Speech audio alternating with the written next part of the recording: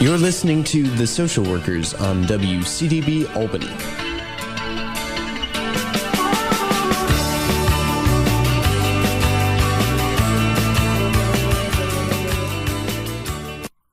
And welcome back. This is The Social Workers on UAlbany's radio station, WCVB Albany. My name is Eric Hardiman, and I'm the co-host of The Social Workers live radio talk show. I'm here with my regular co-host, Alyssa Lotmore. Welcome back, Alyssa. Hey, Eric. Excited for the last show of the semester. Absolutely. It's been a great year. We've had a number. How many interviews have we had this year? 18 this semester. This semester. So if we double that, approximately 35, 36 for the year. Alyssa and I have been doing the Social Workers live radio talk show for 5 years now. Is that right? Yeah, happy 5-year anniversary for absolutely. This as a co-host. The show itself has been running for 8 years. If you're just tuning in for the first time, this is The Social Workers. It's a live radio talk show where we talk about social work related issues, and we mean that very broadly. So we talk about things that affect the community. We talk about social issues. We talk about homelessness, veterans, mental health, addictions, child welfare. We might talk about elections and politics. We talk about community engagement. We talk about lots of issues that affect both the local and the national and even international community. Well, we like to say that the public is the client, so it's a way of reaching individuals who might never have considered seeing or using a social worker. And social work is a profession where there's a lot of different populations we work with, so when we cover many different topics, it helps professionals with that intersection of, okay, I work with homelessness, but I also want to know a little bit about veterans and substance abuse, so it connects everything.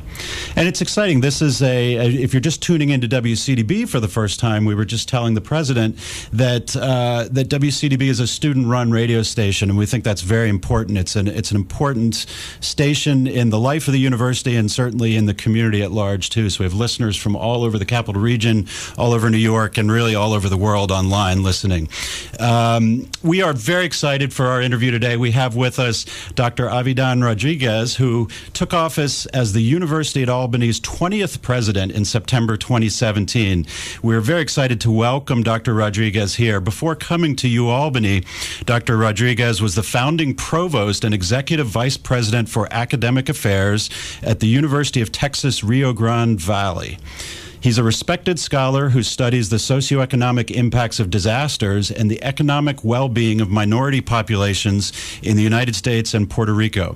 He formerly directed the University of Delaware's acclaimed Disaster Research Center, which was the world's first research center devoted to studying the complex social problems that result from the natural and technological disasters and other community-scale crises. Dr. Rodríguez is also a national leader in the area of diversity and inclusion in higher education, having spearheaded transformative efforts to diversify the faculty and staff of his former university.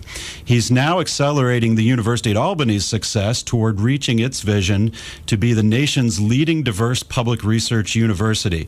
Please welcome to WCVB President Havidán Rodríguez. Thank you so very much, Eric, and good morning to Eric and Alyssa, and good morning to the audience of WCDB who's tuning in this morning. We greatly appreciate you being out there and listening to us this morning. Great. We're excited to have you. It's just an honor and a privilege for us to be able to talk to you here in the studio and to welcome you to the studio to talk a little bit about social work, to talk about the university, to talk about your vision. So I guess if you could start off telling us, we have listeners from all over the world who might be tuning in online. Tell us a little bit about your background, how you got into higher education administration, and most importantly, what brought you to Albany? Very good questions. We could spend an entire day talking about those yes, questions, we could. If not more. But my general interest in higher education after finishing my master's and PhD really emerged out of conversations with my faculty mentors. And I always say that faculty mentors are critically important to the success of our students. And that's how I began my career in higher education and more generally in some administrative positions where I started at the University of Puerto Rico in Mayagüez, which is in the west coast of Puerto Rico. And so as I initiated my career, new opportunities kept emerging, and so I moved up the, as they say, up the ranks from department associate chair to associate dean to provost at the University of Texas, Rio Grande Valley, and here now as president at the University at Albany. And there were many reasons why I came to the university at Albany. My family and I were very happy in South Texas, but we started getting quite a few calls about this position and the great things that were happening at the university at Albany. Once I started looking at the university, I started seeing the trajectory the university was going through. I was seeing the magnificent diversity and commitment to diversity and inclusion here at the university, one of the most diverse Research One institutions in the country. I saw the great research that our faculty were doing. I saw the strong commitment to the community and community engagement. And I said, this is really a great place to be. And so I threw in my application, and here I am. So UAlbany has just celebrated, if folks don't know this, just celebrated its 175th anniversary, and you are the 20th president. And so that's an exciting transformational piece for the university. I think you've brought with you a tremendous amount of excitement and energy to the campus, and I certainly feel that walking around the campus, and I know that students do as well. It's just a great time to be at the university at Albany. Celebrating our 175th year. This institution was established in 1844. Think about the transformational educational, academic impact that we have had throughout the city of Albany, the capital region, the state, and beyond. 175 years of faculty, of students, of staff, really making great changes and great contributions to our society in large. And so as we celebrate the 175th anniversary, we're also celebrating the excellence that characterizes the university at Albany. Great. Now that you've been here a few years, what are some things that stand out to you that makes UAlbany really unique? So a few things, right? I think number one, as I mentioned initially, there's 131 research one universities in the country. So there's there's not a lot of Research One universities. UAlbany is one of those, and UAlbany happens to be one of the most diverse Research One universities in this country. That is quite remarkable. But it's not only about the diversity; it's about the commitment to access to diversity and inclusion, excellence and success, right? And we have been recognized in all those areas nationally, not only because of our diversity, but because of the academic excellence and the success of our students as well. So that is a remarkable feature of this university. Our commitment to continuing to build the excellent academic and research programs that characterize our institution is also phenomenal. And our engagement with the community. As I talk and have conversations with students throughout the university, these students are actively committed to the success of this great institution, and they are engaged throughout the capital region and beyond. So that engagement and service of our students, our faculty, and our staff is truly phenomenal and inspiring. One of the things I think about in relation to students is that higher education is changing, as we all know, and students no longer come to an institution just for 4 years. They have a lifelong relationship with an institution, and the learning that takes place for students is not always just in the classroom. And you mentioned community engagement. Can you talk a little bit about how students and even staff and faculty, how community engagement is important to your vision for the university? And you're absolutely right.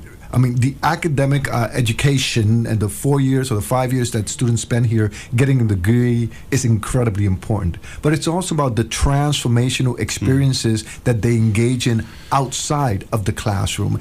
And as you know, we developed and started implementing last year our strategic plan for the university, which has 5 core priorities: student success being number 1, research excellence, diversity and inclusion, internationalization, and engagement in service. So developing this institution and growing this institution to be an anchor institution that serves the community. We have faculty, staff, and students going out throughout the capital region and beyond, providing innumerable services to our community, engaging with partners, engaging with local government, engaging with nonprofit organizations and industry, and providing critical services to the community. This is what a university is also all about. And so having our students actively engage in those processes, that's an incredibly important part of their education. Absolutely. And our show, as we mentioned before, focuses on social work and its importance both here in the university and in the larger community. So when we're talking about community engagement, how does something like the School of Social Welfare, its role, what does that play in a public Research One university? It plays a critical, important role as part of our university here at the University at Albany. And when I talk about either student success, when I talk about research excellence, diversity and inclusion, close to 40%, 38% of the students in the School of Social Welfare are from diverse backgrounds. Look at, when I talk about engagement and service, look at the significant amount of service that the School of Social Welfare does throughout the community, whether it be through internships, through initiatives to engage the community and work with the community. Actually, when I first arrived here and I started doing sort of my listening and learning tours throughout the university, which are still ongoing because it's now become part of who we are as a university, one of the first groups I met was with the School of Social Welfare, and particularly with alumni groups and individuals that graduated from the university that are now working throughout our communities, and the love, dedication, support they have for the School of Social Welfare and the work that the school and our alumni are doing throughout this community is transformational. So the School of Social Welfare aligns very nicely and very clearly and very strongly with our 5 core priorities of our strategic plan. It's great to hear. Thank you for that. We, social work is obviously something that's important to us, to Alyssa and I, but also to the university and to the School of Social Welfare. And it sounds like, and I want to ask you a little bit about your research, because your research has focused on disasters and community responses to disasters, which is an area where social work is often involved as frontline responders, as policymakers, as thinkers, as folks that are part of the solution to disasters, large-scale disasters particularly. So I wonder if you could talk a little bit about your research experience and how that's led to where you are now.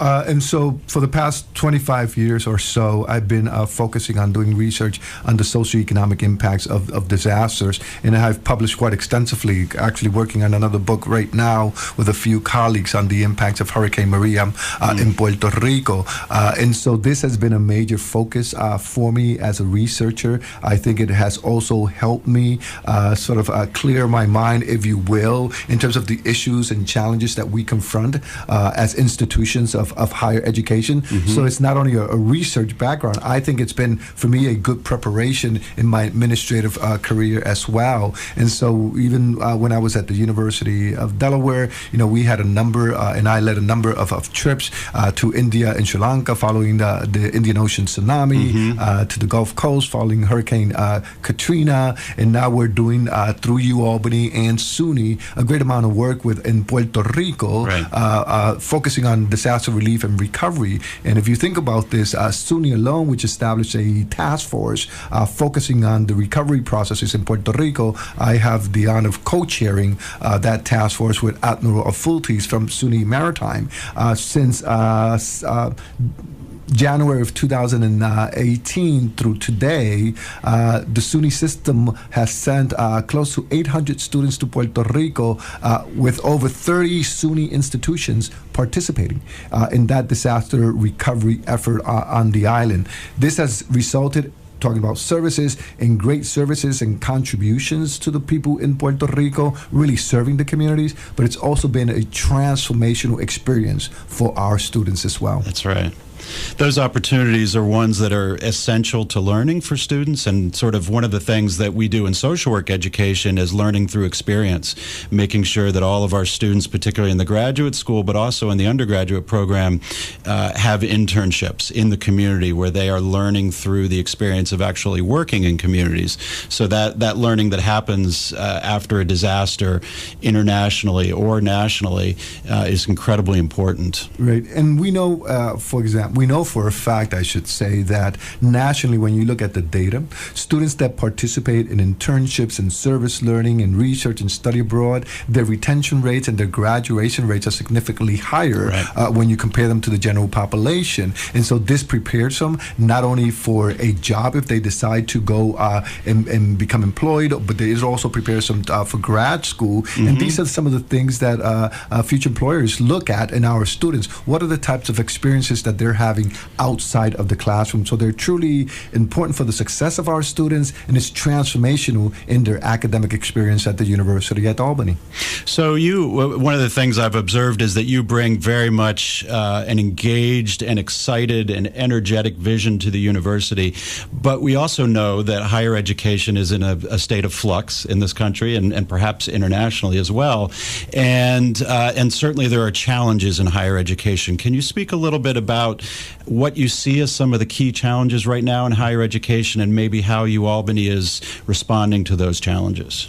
And the issues that we've discussed now and some of the priorities for the university and the strategic plan and our core priorities are even more important today given the challenges that institutions of higher education face throughout the country. We've heard discussions about what is the value or the contributions of a higher education degree that is being challenged nationally, when we know that a college education is a transformational experience for our students, right? Not only do they get better jobs, they get better paying jobs, plus all the experiences that they develop through their educational careers here is a good preparation for life in general. So it's incumbent upon us to show the critical importance, the value, and the contributions of institutions of higher education, even as economic engines for the community, right? Just UAlbany alone, our economic impact in the capital region, we have an economic impact of about $1 billion. So for every tax dollar invested at UAlbany, we generate $12. In any kind of book that you look at, that is a very, very good investment. So we need to continue to work in this arena to ensure that our students receive the very best education.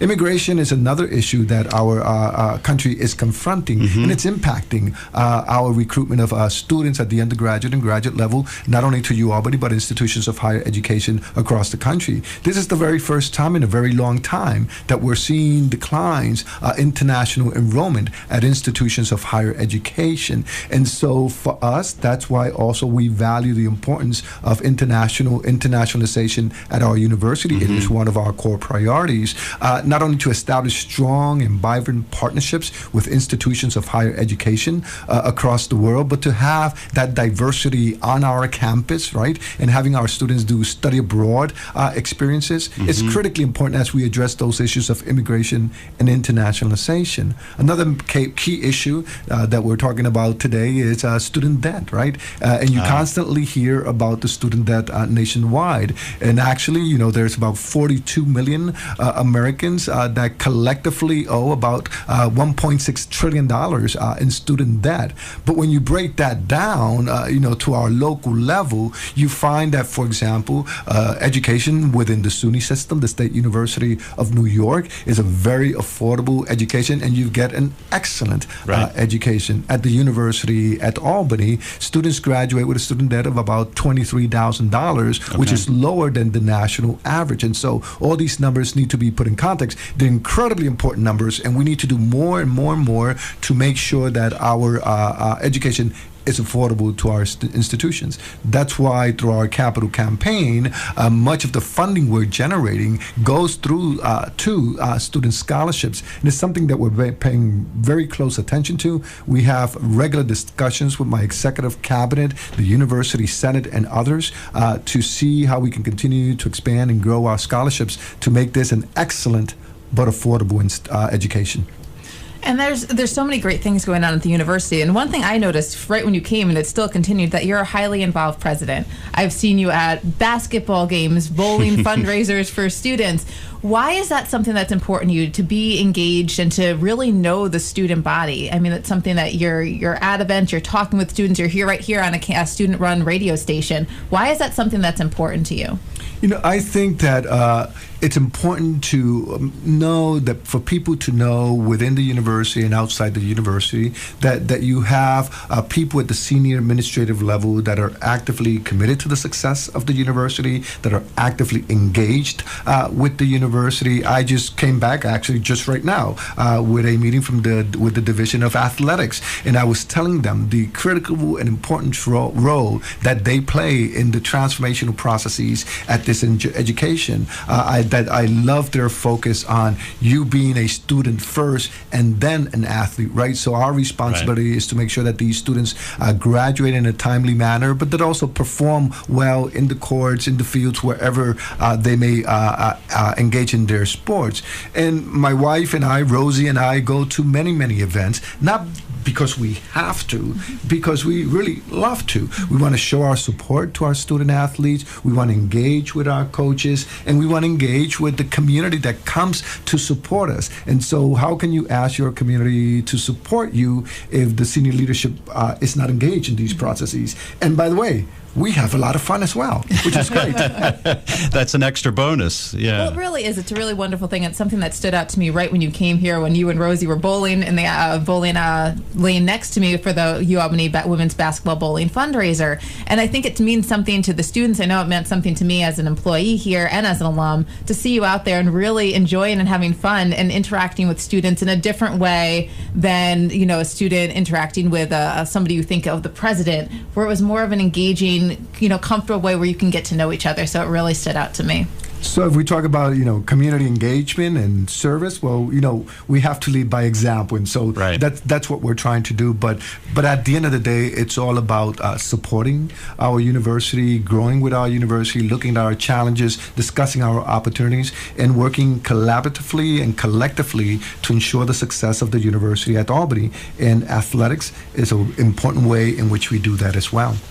So you've mentioned as one of the 5 pillars of the strategic plan, diversity and inclusion, and you've said that University at Albany is a leader nationwide for its diversity and a Research One university.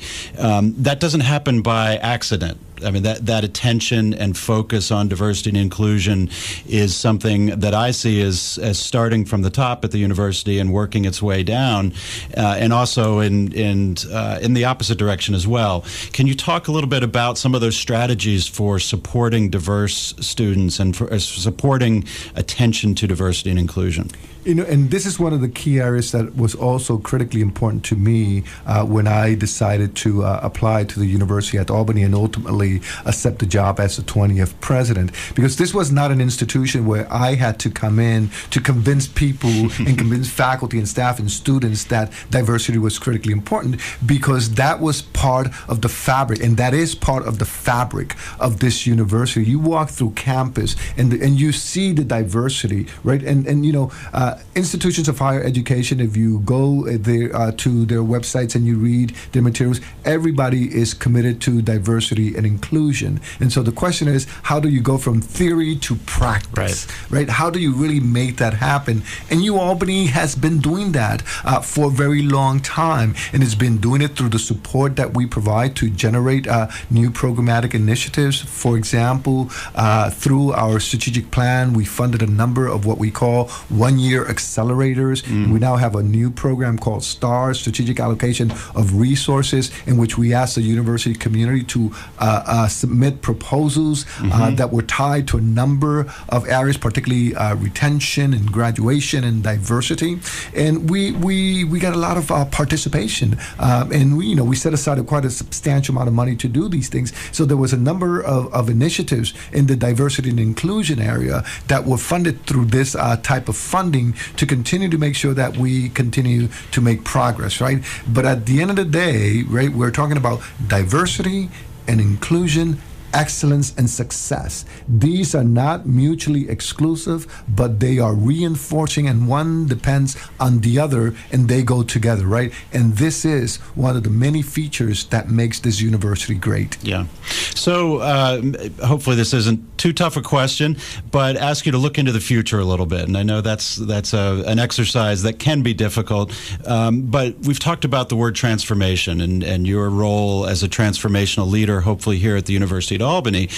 Where do you see, in your vision, the university headed in, say, 5 years or 10 years? What would you like to see happen here at the University at Albany?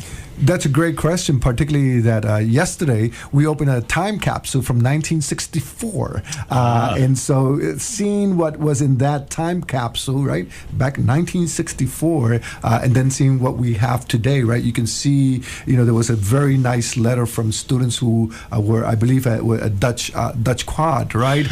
And their experiences there when the campus was emerging, right? And they were living here in the middle of the construction of the campus, right? And their message to the students of today. So that is a great question in terms of what do we see in the future of the university? Mm-hmm. And, we see a continued strong commitment to diversity and inclusion and to building our excellent academic programs. We want to continue to grow the university, not willy-nilly, but in a very strategic manner. So we anticipate that, in 5 years or so, hopefully the university will be anywhere between 19 and 20,000 students with a growth at the graduate level. As a Research One institution, we want to make sure that our graduate programs keep growing, particularly those at the doctoral level. So we're working very closely with the schools and colleges across campus. We want to continue to increase our strength and vitality as a Research One institution. And so continuing to expand our research infrastructure is particularly important. Our mission is to become the model diverse Research One institution in the country. And so that continues to require a commitment to our strategic plan and to building the university. And it's a university that, even more so 5 years down the road, will be recognized as a university that engages with the community, that it is a strong partner with the community, that contributes and continues to contribute to the community. As we have done so well throughout our history, we need to continue to do that in order to continue to be a vibrant Research One institution. Great. And that's such an important thing. As an Albany native, I've been here my whole life, and the university has always increased its involvement with the community. It just felt like part of the community, a place that we could go, engage with, whether it's games, there's events here for people in the community to attend, ways to learn about academics, the Writers Institute open to the public, where we can come and hear about different works of pieces and everything like that. So as we're just celebrating this 175th anniversary, I'm already excited for what's going to happen by the 200th anniversary. I mean, it's just a lot's going to be going on. Certainly so, and a great example that you mentioned, Elise, in terms of reaching out to the university, certainly was our first inaugural Albany Book Festival, right, in which we had about 5,000 people come to our campus. I mean, that is amazing opportunity that we showed, that we opened up the doors. We brought in renowned scholars and writers from throughout the country and locally as well. And this is just the first of many book festivals to come for the university. But that is a way of saying we care about the university. We're doing and engaging in initiatives that benefit the university and that contribute to the academic and economic vitality of the university at Albany. Wonderful. We hope, speaking on behalf of the School of Social Welfare, that you will come back to the School of Social Welfare on your next phase of the listening, learning, and engagement process. We certainly would love to talk to you as a faculty and staff, and our students, I'm sure, would enjoy that too. So we'd like to invite you back down to the school whenever you are available. Thank you so much. And if you've just tuned in, we've been talking with Dr. Havidán Rodríguez, who is the 20th president at the University at Albany. And Alyssa Lotmore and I, on the social workers, have been interviewing Dr. Rodríguez, and it's been a wonderful conversation. Thank you so much for coming to WCDB, for your leadership at the university, and for being willing to engage. Oh, it's my pleasure. It's an honor to be here. And congratulations to WCDB. I think you celebrate your 40th anniversary. We've just celebrated the 40th anniversary. So, that talks about the commitment of the student body, the support of the student body, the faculty, faculty and the staff to, again, reach out to the community and let the community know about the great things that are happening in our community and our university. We don't want to be known as the best secret in Albany, right? We want people to know the exciting and the amazing things that are happening at this institution and the promise that we have for the future if we continue to work collectively with our community, both local and global. Great. Thank you so much for being our guest today, Alyssa. No, thank you so much. This was a great final segment for our semester, and we want to thank you again for coming and joining us today. It's a pleasure. Thank you. And you're also always welcome back at WCDB. The students would love to have you for any of the events, to be on a show, to guest, to come visit the studio anytime you like. Thank you so much. Thank you. You've been listening to the Social Workers live radio talk show here on WCDB Albany. Stay tuned. Next semester, we'll be back in September with Alyssa and I will be back with lots more interviews. We have students involved in the show. We have faculty involved in the show. We have staff involved in the show. Community members. We'll be interviewing folks both nationally, internationally, and locally here in the Capital Region about social work and related issues in the community. And you can always follow us on social media with the handle @SocialWorkersFM. And the president is also on social media. He has a very great Twitter page, so definitely follow the president as well. Great. Thanks for listening to WCDB Albany.